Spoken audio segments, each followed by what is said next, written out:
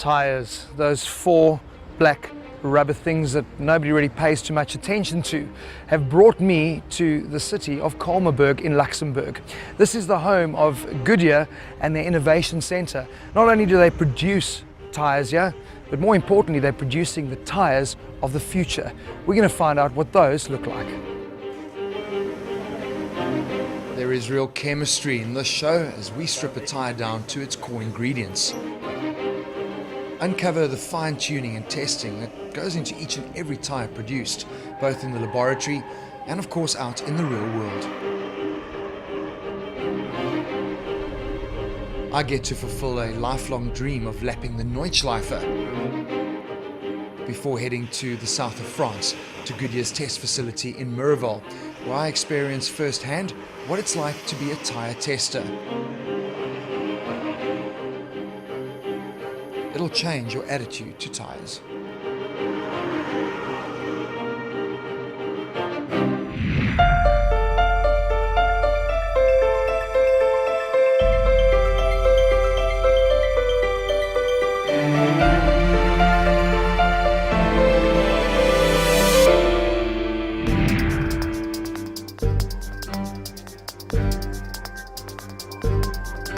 The Goodyear brand is synonymous with tires and is well known throughout the world, but like most global companies, they too had humble beginnings. In 1898, Frank Siebling opened a factory in Akron, Ohio in the US.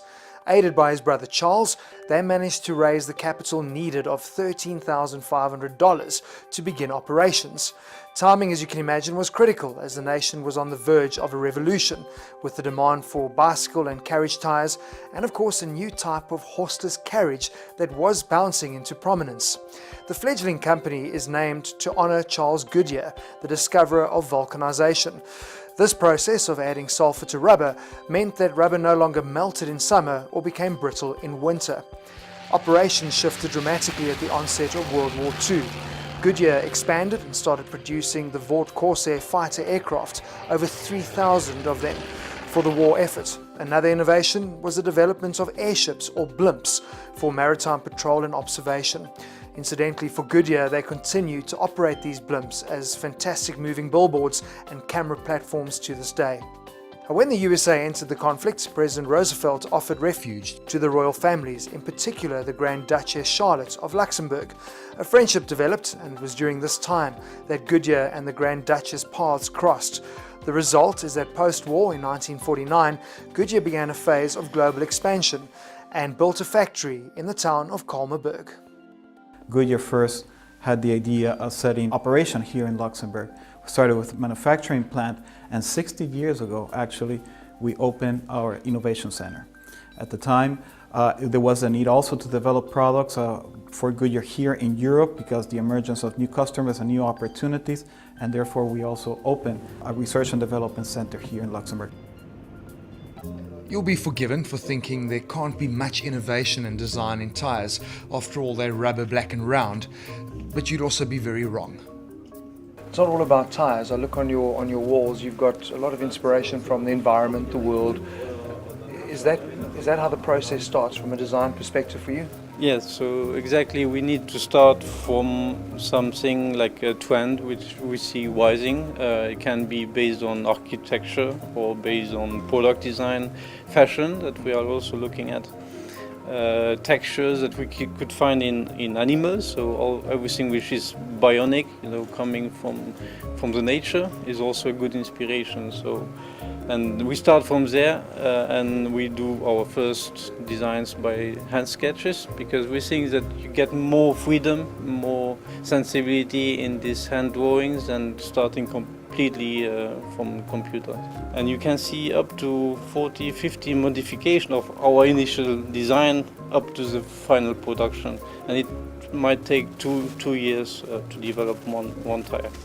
How the tire and mobility solutions for the future could look was turned on its head when Goodyear first rolled out their Eagle 360 concept at Geneva in 2016. The technology that you have seen in this Eagle 360 might come in a different shape in the close future. So I'm talking about, for example, sensors. So this Eagle 360 has a bionic skin which can sense if you are driving on dry road or wet road, and it will adapt depending on this road condition. It can be a slick on dry road, but it can enable dimples, grooves that would evacuate this water.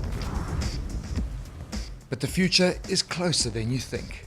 And all this deformation that the tire gets during handling, during braking, acceleration, taking up potholes, this energy could be transformed into electricity with various materials.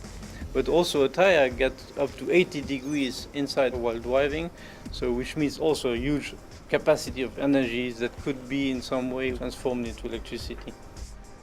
So the challenge that we have for us and for all the development teams is come to with those new technologies that will give the solutions for the future. Okay, the tires that we develop today are the ones that are going to be in the market tomorrow, and we have to anticipate the consumer needs, but also to respond to those technological needs. And there is more and more requirements in terms of improving the performance at all ranges.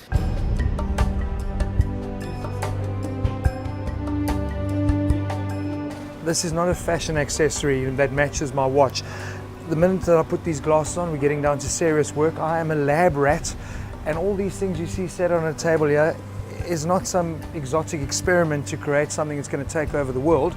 This is what is that round black thing called a tire. These are all the ingredients that go into that wonderful recipe that makes a tire. Guy, you're looking very, very busy. Is this a dangerous experiment? No, we are just Making a tire. a new compound for a tire. So that's what we are experimenting. And as you can see, we have a lot of different things that we can put in such a mixture in this compound. And so it's chemistry. So we have... 1 second. Yeah, go ahead. This is important. People think that a tire is just some rubber put in a mold and there you go. This is not the case. How many different materials on average go into a tire?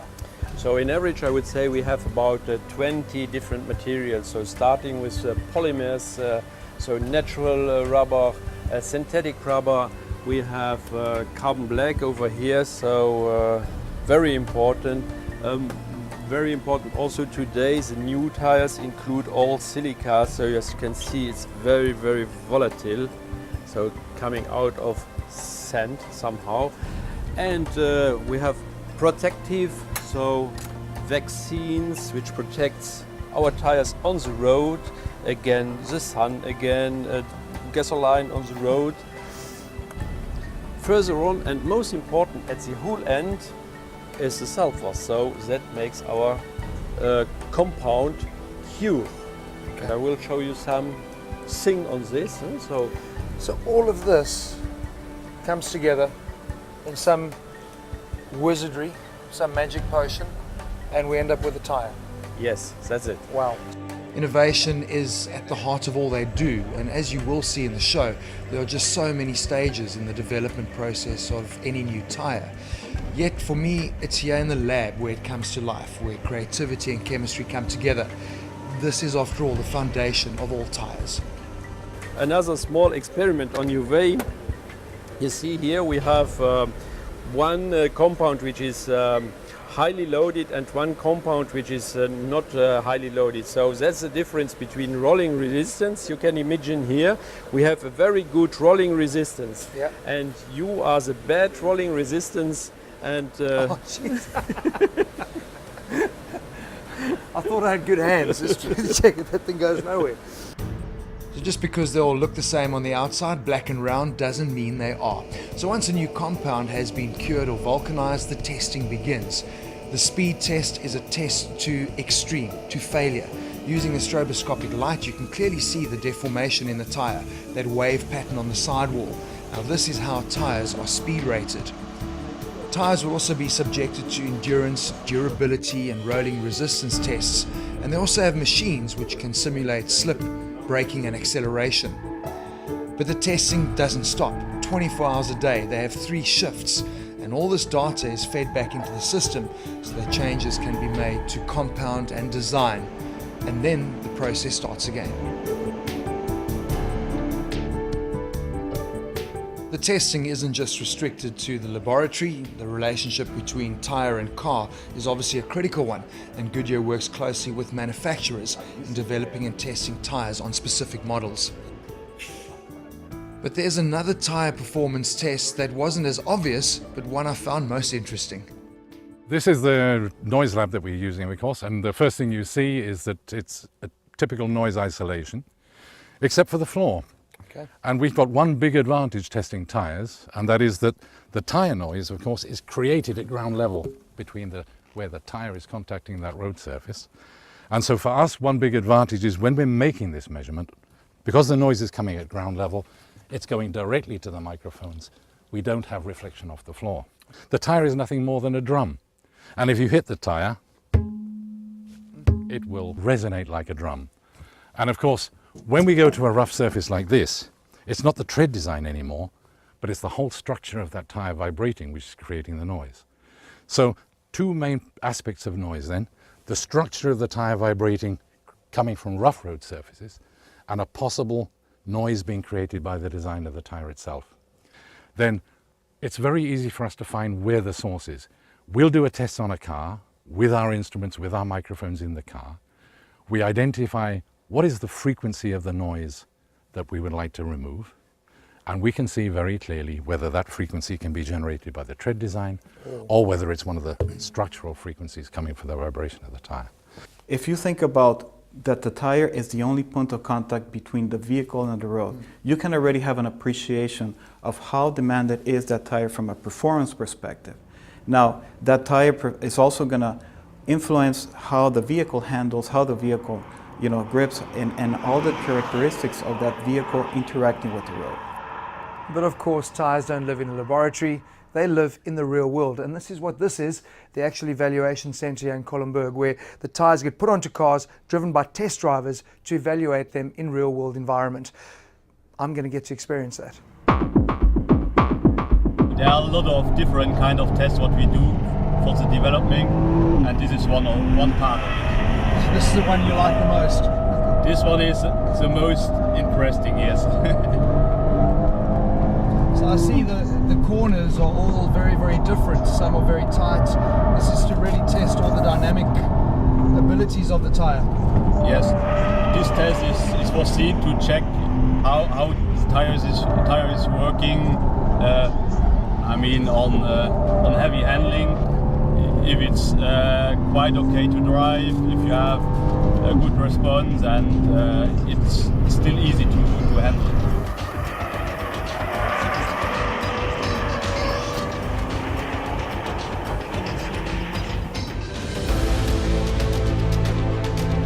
After the break, it's my turn behind the wheel on the greatest test track of them all, the Nordschleife, before visiting Goodyear's purpose-built test facility in the south of France.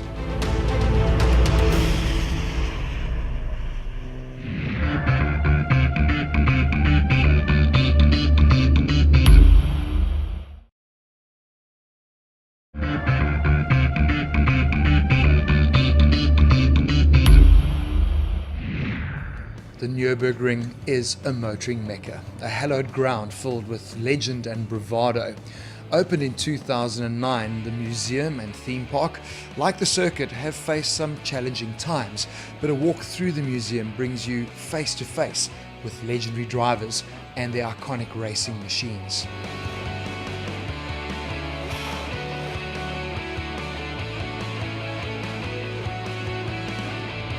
There is a lot to see and do, a mix of interactive fun and games for the new generation. But like the track, it's the classic cars like Jackie Stewart's Cooper F3 that remain a standout for me. After all, it was Stewart who coined the nickname for the track, the Green Hell. Built as a showcase of German automotive engineering, construction started in 1925. The fact that it took them just 2 years to build the then 23.8 kilometer course, and it still stands here today, I think they've pretty much achieved what they set out to do. But having driven here now, I really do appreciate why the Nürburgring, Nordschleife, the Green Hell, is so important for manufacturers. It's the ultimate test of machine, driver, and of course, tyre. a couple of laps here and you realize this is like driving on an everyday road. The surface is by no means perfect. There are bumps, there are dips, there's changing conditions. One side's dry, one side's wet. So for a company like Goodyear, testing at the Green Hill is critical, but nothing can prepare you for the elevation changes. You're talking a difference of 300 meters, which it is insane. I just spent my time on this track thinking, my goodness me, the Formula One drivers of old, what brave, courageous, fantastic drivers they were, because there is no runoff here. You make one little mistake, you are going to crash. You probably are going to die as well. And I guess that's why people like Jackie Stewart called it the Green Hill. It is a track like no other. It can never be built again. It is something that needs to be preserved, looked after, and if you have an interest in cars, make a pilgrimage. Make sure you get here so you can get to drive on this track. It is a real special experience. I think it's fair to say this hasn't been a good day. It's been a flippin' good year. From the Green Hill to the south of France, just outside Montpellier is a town called Miraval, where we have a test facility designed specifically for the testing of tyres. The track was built by French Formula One racing driver Jean-Pierre Beltoise in 1974, and this facility is state-of-the-art, world-class, and this is where Goodyear does all of the advanced tyre testing. Now, earlier in the show, before the ad break, I got to see what goes into testing tyres. The challenge for me now is to become a tyre tester. Now, just because you think you can drive a car doesn't mean you know how to test tyres. That is going to be a real challenge for me, who thinks he knows it all. A tyre test can be split into two distinct parts, objective and subjective tests. Now, with all the data capturing equipment fitted to my Golf, it is clear that wet stopping is an objective test. Equipped with an automatic brake system, my job is pretty simple. Guide the car into the test area, get it up to 85 kilometers an hour by the time I trip the sensors, and the car will apply 100% brake force. Limiting steering inputs is critical, as this obviously can affect the stopping distance. This test is run 5 times, and the stopping distances can't have a variance of more than 1%, otherwise additional runs would need to be completed. The test is then repeated, but on a competitor brand.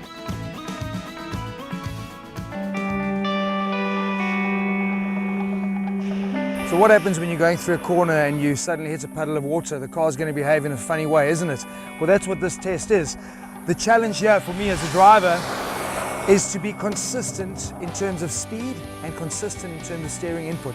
No deviation from me. This is an objective test. And what we do is we go faster and faster and faster until eventually the lateral grip of a tyre gives. There's going to be a movement. So the challenge for me is not to correct, which is inherent in our heads, is just to be consistent on that speed. And obviously we'll see at which point the tyre is going to let go. We're going to run it on the Goodyears and then run it on a competitive tyre as well and be able to compare the results. It's going to be interesting.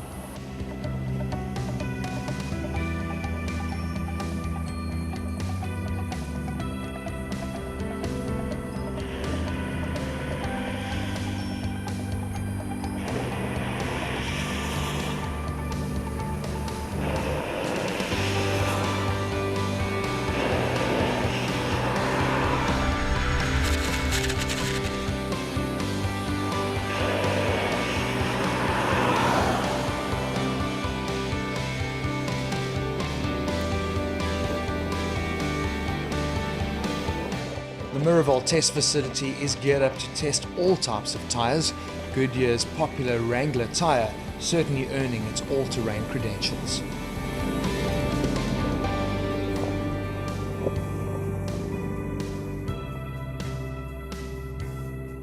This just kind of blows your mind. It's 35 degrees in the south of France, and we are standing on a track that is just perfectly wet. This is something that sets Miraval apart from a testing facility for Goodyear.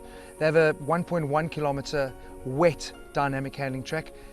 I haven't seen this anywhere else in the world, and this is going to be a real challenge for me. Cyril, tell me what you as a test driver have to test, and what are you looking for on the wet handling track? Okay, so on the wet handling track we check the balance of the car, if the traction is okay, if it's not dangerous for the customer, if braking is okay as well on the wet. Now I know a lot of the tests we've been doing today is very difficult because you have to be objective. You don't drive the car, you have to let the tyres talk to you. This is a little bit different, it's subjective, so you need to drive the car and give the feedback. Yeah, So the challenge when you do subjective tests is to forget to drive and focus on the tires and let the car drive and try to stay on tracks and if everything is okay, you can. Now, we have data on board. Is it a lap time that you want to try and set going as quickly as possible? Yeah. How many laps do we do? So we have to make some 3 laps or 5 laps depending the quality of tires and if maybe sometimes you miss one brake point and the lap is not okay. Yeah. So we have to be closer in lap time, to be regular, to analyze the tires correctly. And then obviously we're going to go out on Goodyears, but we'll also use a competitive tire so we can see the difference. Yeah.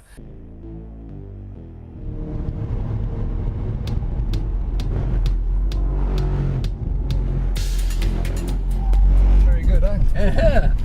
Yeah. So you know what? I didn't touch brake. Well, that wasn't the greatest start now, was it? I pretty quickly learned that clipping the curbs wasn't a good idea.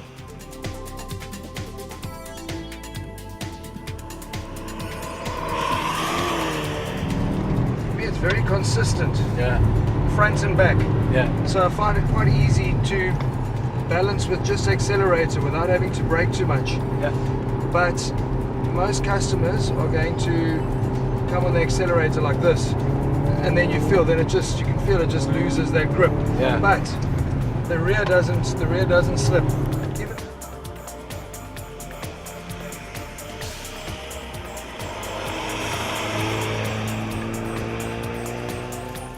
After our laps on the Goodyears, it was back to the track, but this time on a competitor tyre.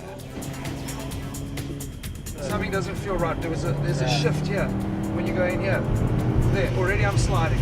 Yeah, you slide. Yeah. Already. Yeah. Inside in entrance. Yeah.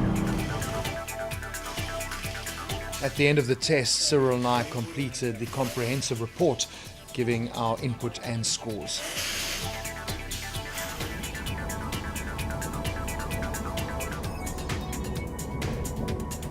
Change of the lane. Yeah. And when you come back. I'll do one more, Yeah. Perfect. On the test track, lane changes and how the tyre responds can obviously be tested dynamically before we head out to the circuit to complete a few laps.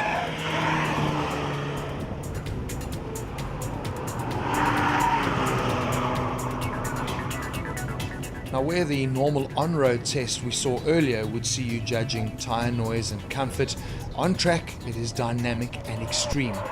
What we're testing for here is things like rear stability in high-speed corners, the level of front-end grip and turn-in, and of course how the tyre responds under harsh braking and acceleration. But what we're also looking at over the duration of the laps is how does the tyre performance drop off.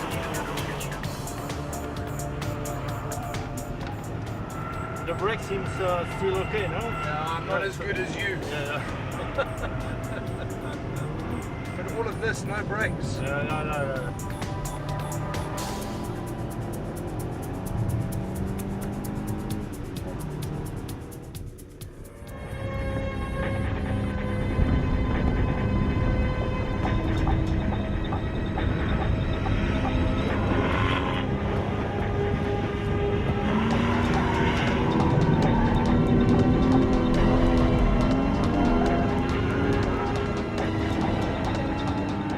You just don't end a show better than this, do you? A hot lap in the GT4 around Miraval. Our test driver, Joel, has been doing this job, testing tyres at Miraval for 35 years, so fair to say he knows his way around the circuit. But you know what amazes me? The job that I do exposes me to cars all the time. We test driving them, so I understand just how advanced tyre technology is. Yet after this trip, I am further blown away by the commitment to design, the hours and hours spent in laboratories, not only preparing the compounds, but also testing the tyres, and then hours spent on test tracks, like in Kolmerberg and here at Miraval. Why? To ensure that what goes into the tyre is going to make it more efficient, is going to improve the performance, more importantly, is going to make it safer and more reliable for you. That's me, who's in the industry. It just blows me away that people still think you, the driver at home, that those are just 4 little pieces of rubber that happen to come with the car you bought.